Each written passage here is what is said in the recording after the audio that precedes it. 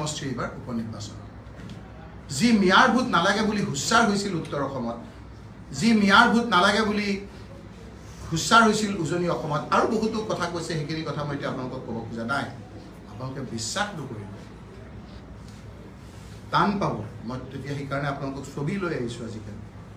যে কেৱল জিকিবৰ কাৰণে তেওঁ গৰু কাটি তেওঁ ভোজ দি তেওঁ নিৰ্বাচনী বৈতৰণি পাৰ হ'বৰ কাৰণে চেষ্টা কৰিছে মই বাৰে বাৰে এই কথাখিনি নকওঁ কাৰণ মই আপোনালোক এবাৰ 2001 জিকিছোঁ 16 জিকিছোঁ 6 জিকিছোঁ 11 জিকিছোঁ 16 জিকিছোঁ 21 জিকিছোঁ সেই ধৰণৰ ৰাজনীতি নকৰোঁ কাৰণেই বহু ক্ষেত্ৰত আজি বদৰুদ্দিন আজমল ডাঙৰীয়াৰ নিচিনা এটা শক্তিশালী লোককো আপোনাৰ ধৰাশায়ী কৰি আমাক গ্ৰহণ কৰিছে মই সেইদিনাও কৈছোঁ আপোনালোকৰ যোগেদি যে লাগিলে ইলেকশ্যন হাৰি যাম কিন্তু তেনেকুৱা ৰাজনীতি মই নকৰোঁ আৰু মই তেওঁলোকৰ সংগঠনকে কৈছিলোঁ যে আমাৰ এই অভিযোগ না সত্য সেই কথাটো আপোনালোকে নিজে আহি এটা তদন্ত কৰি আপোনালোকে চাওক আজি মই আপোনালোকক মোবাইলতে হওক বা আপোনালোকৰ ইয়াতে হওক ছবিও মই দেখুৱাই দিম তেওঁলোকে কি খাইছিলে কেনেকৈ খাইছিলে আৰু সেইদিনা আপোনাৰ ইয়াৰ আপোনাৰ ভিডিঅ'টো আপোনালোকক মই আপলোড কৰি দিম আপোনালোকে এই কথাখিনি গতিকে এই কথাবিলাক তেওঁৰ যিটো বৈতৰণিটো পাৰ হ'বৰ কাৰণে যিদৰে আপোনাৰ বিভিন্ন ধৰণৰ আপোনাৰ পন্থা লৈছে সেই কথা এইটো এটা মাত্ৰ নিমিত্ত আমাৰ ইলেকশ্যনৰ নিয়ম হ'ল যে ৭২ ঘণ্টাৰ আগত আমাৰ নিৰ্বাচনৰ প্ৰচাৰ শেষ হয় নিৰ্বাচনৰ প্ৰচাৰ শেষত সামগ্ৰী সমষ্টিৰ প্ৰদেশ কংগ্ৰেছৰ সভাপতি ডাঙৰীয়াক আমি মাতি নি ৫ বজাৰ লগে লগে শেষ হোৱাৰ লগে লগে তেওঁ মাইকটো থৈ সকলোকে কৈছে যে নিয়ম কানুন মানি সকলোৱে ঘৰত যোৱা কোনো মাইক নবজাবা আনকি তেখেতক আমি বাঢ়া ভাত তেওঁ নাখাই কৈছে যে এতিয়া যিসকল সামগ্ৰী সমষ্টিৰ ভোটাৰ নহয় সেইসকল ইয়াত থাকিব নোৱাৰে গতিকে আমি এতিয়া যাওঁগৈ আৰু কংগ্ৰেছৰ যিসকল নেতা আৰু আমাৰ বিধায়ক আছে তেওঁলোকক যাবলৈ কৈ দিওঁ সেইমতে আমি গুচি গ'লোঁ পৰৱৰ্তী সময়ত ৰিপক শৰ্মা আমাৰ এজন চালফা আমাৰ সুৰেশ বৰা আমাৰ জিতু গোস্বামী তেওঁলোকে কেনেকৈ দলবদ্ধভাৱে আপোনাৰ ৰেগিং কৰিলে সেই কথাখিনি মই আপোনালোকক আজিৰ বিষয়বস্তু নহয় সেইবিলাক আমি ইলেকশ্যন কমিশ্যনাৰক দিছোঁ কিন্তু 2টা বজাত যিদিনা ইলেকশ্যন ৰাতি 2টা বজাত মুখ্যমন্ত্ৰী ডাঙৰীয়াই এই মিয়া বুলি কোৱা লোকসকলৰ বুৰ্খা পিনা বহুত মানুহক সেইদিনা মাজুলী বুলি এটুকুৰ জেগাত জইন কৰাইছে জইন কৰাই তেওঁ কৈছে যে আপোনালোকে এইখিনি কৰক কৰি পেলাই আহক আপোনালোকৰ তাত মই দাৱাত খাম দাৱাত শব্দটো মই যেতিয়া কৈছোঁ নহয় দাৱাত শব্দটো উলিয়াই দিয়া দাৱাত খাম মই দাৱাত শব্দটো যেতিয়া মই আমাৰ সভাপতিক ক'লোঁ দাৱাত মানে কি দাৱাত আমাৰ সাধাৰণতে মানুহে বুজি নাপায় দাৱাতটো বুজি পায় মৌলবী লোকসকলে কথাটো বুজিছে মৌলবী লোকসকলে দাৱাতটো বুজি পায় কথাটো বুজি পাইছেনে কিছুমান শব্দ মই নকওঁ মোৰ মুখেৰে গতিকে তেওঁ দাৱাত খাবলৈ আহিব তেওঁ মুখেৰে কৈছে আপোনালোকে মাত্ৰ কোৱা দাৱাত খাবলৈ আহিব সেই পৰ্যায়লৈ গৈ আজি ইলেকশ্যনৰ বৈতৰণি পাৰ হ'ব হৈছে তাকো এবছৰীয়া এটা টাৰ্মৰ কাৰণে এটা এবছৰীয়া টাৰ্মৰ কাৰণে তেওঁ এইখিনি কৰিবৰ কাৰণে গৈছে গতিকে আপোনালোকক আমি আজি বেলেগ কথা আপোনালোকে যদি সোধে আমি সেইখিনি কথা ডাইভাৰ্ট আজি নকৰোঁ কাৰণ মোৰ আকৌ এটা টিভিলৈ বৰ মৰম এই তেওঁলোকে আকৌ ডাইভাৰ্ট কৰাৰ কাৰণেও চেষ্টা কৰিব গতিকে মই আপোনালোকক এইখিনি কথাকে কৈছোঁ যে তেখেতে নিৰ্বাচনী বৈতৰণি পাৰ হ'বৰ কাৰণে যি ধৰণেৰে তেওঁলোকে কৰিছে এই কথাখিনি কিহৰ কাৰণে কৰিছে জানে যেতিয়া মুখ্যমন্ত্ৰী হৈ থাকে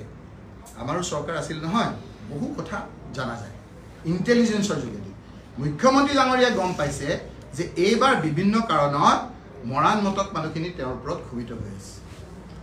তেওঁ এটা সিট আছিলে সেই সিটটো বিভিন্ন কাৰণত তাৰ পৰা আঁতৰি যোৱাৰ কাৰণে চুতীয়া সম্প্ৰদায়ৰ লোকসকল তেওঁৰ ওপৰত ক্ষোভিত হৈ আছে বৰাকবেলিত সিট কমি যোৱাৰ কাৰণে বঙালী হিন্দু মানুহখিনি যে তেওঁৰ ওপৰত ক্ষোভিত হৈ আছে তাৰ প্ৰতিফলন এই ঢলাই উপনিৰ্বাচনত দেখা গৈছে যেতিয়া ইণ্টেলিজেন্সৰ যোগেদি যেতিয়া এই কথাখিনি তেওঁ গম পালে এতিয়া তেওঁক লগা হৈছে মিয়া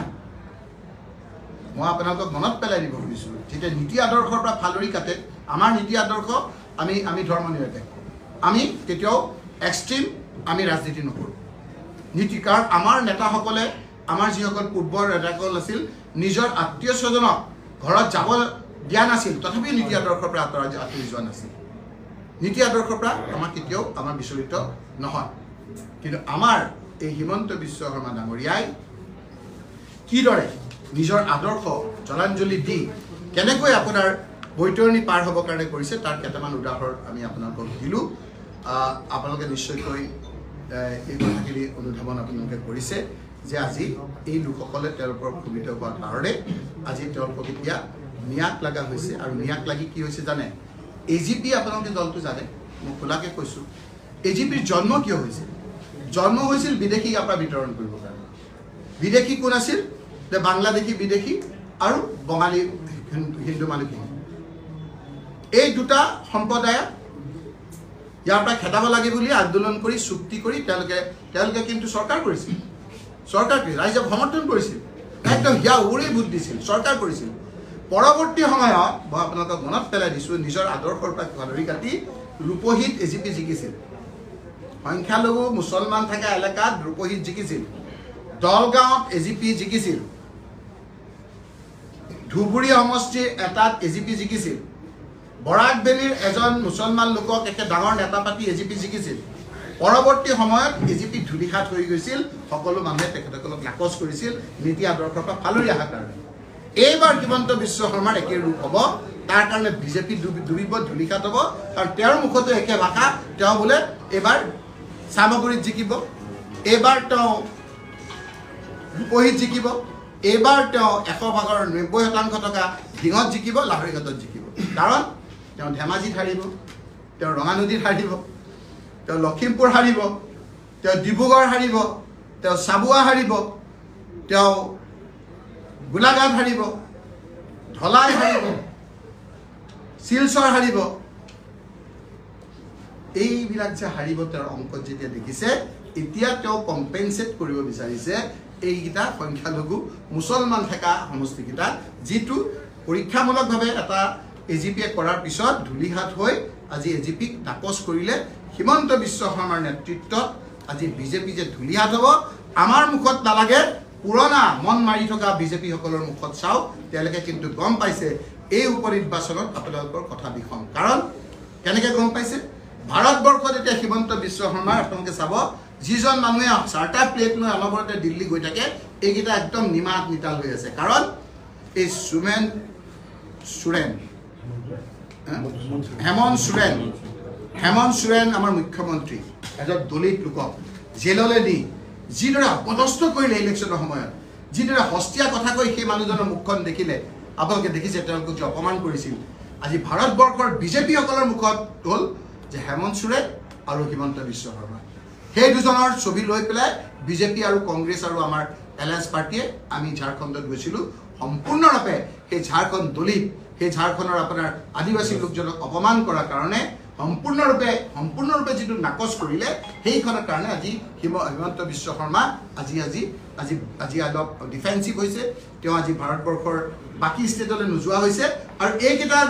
জিকাটোকে তেওঁ অকণমান জীয়াই ৰাখিবলৈ বিচাৰিছে যিটো ধলাইত আপোনাৰ তেওঁলোকে প্ৰায় হাৰু অৱস্থা উপনিৰ্বাচনত সদায় ৰুলিং পাৰ্টি জিকে সেইটো ইয়াৰ কথা নহয় হিমাচল প্ৰদেশত আমি MP চব হাৰিছোঁ কিন্তু MLA চব জিকিছোঁ সেইটো ইমান ডাঙৰ 1 বছৰীয়া আৰু আমাৰো এটা ভাল আমি স্বীকাৰ কৰিছোঁ যে এবছৰ আমাৰ এবাৰ ধাক্কা খোৱাটো ভাল আমিও যদি অলপ স্পীডত দৌৰিছিলোঁ এই শিক্ষাটোৱে আমাক আগন্তুক দিনত আৰু এই ধেমাজি লখিমপুৰত মই আজি আকৌ কৈছোঁ আপোনালোকৰ যিসকল অলপ পুৰণা সাংবাদিক আছে আপোনালোকে চাব যেতিয়া মই কাৰ নাম ল'ব খোজা নাই তেওঁ নাই আজি যেতিয়া কংগ্ৰেছ ঘৰৰ পৰা ওলাই আহিবলৈ ভয় খাইছিল সেই সময়ত ধেমাজি এই ৰঙা নদীৰ পৰা কংগ্ৰেছে ৰাজপথলৈ আহিছিল তেতিয়া গুমেশ্বৰ পেগুৰ ল'ৰাই আমাৰ সুশীল পেগুহঁত আছিলে সেই তেতিয়া ওলাইছিলোঁ আপোনাৰ সাংবাদিকৰ পৰা আদি কৰি বিভিন্নজনে আপোনাৰ চাইছিল যে কংগ্ৰেছ ৰাজপথলৈ আহিলে কাৰণ মানুহৰ মনত তেতিয়া খুব আছিল আজিৰ দৰে আপোনাৰ মূল্য বৃদ্ধি হৈছিল আজিৰ তাৰিখত আপুনি কওকচোন আজি মুখ্যমন্ত্ৰী ডাঙৰীয়াই আজিৰ তাৰিখত আকৌ 900 কোটি টকা ধাৰ দিছে আজিৰ তাৰিখত মানুহৰ হাহাকাৰ অৱস্থা হৈছে এই কথাবিলাক আজি ফালৰি কাটিবৰ কাৰণে এই ধৰণৰ কথাবিলাক কৰিছে আজি মই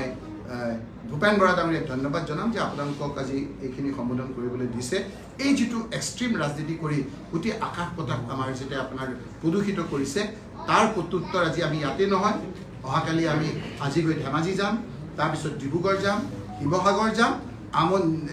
নামনি যাম উজনি যাম বৰাক ভেলী যাম আমাৰ প্ৰদেশ কংগ্ৰেছৰ সভাপতি ডাঙৰীয়াই বিভিন্নজনৰ যোগেদি এই কথাখিনি ৰাইজৰ ওচৰত দাঙি ধৰিব আৰু আমাৰ আশা যে হিমন্ত বিশ্ব শৰ্মা এতিয়া যিমানকৈ জ্বলিছে তাৰ মানে আমি এটা বিশ্বাস ৰাখোঁ বিশ্বাস কৰোঁ যেতিয়া চাকি নুমাবলৈ হৈ বেছিকৈ জ্বলে এই যে জ্বলিছে সেইটো নুমাবৰ সময় হৈছে সেইটাৰে আগজাননী আজি ৰঙা নদীত আজি আমাৰ এই সাংবাদিক ধন্যবাদ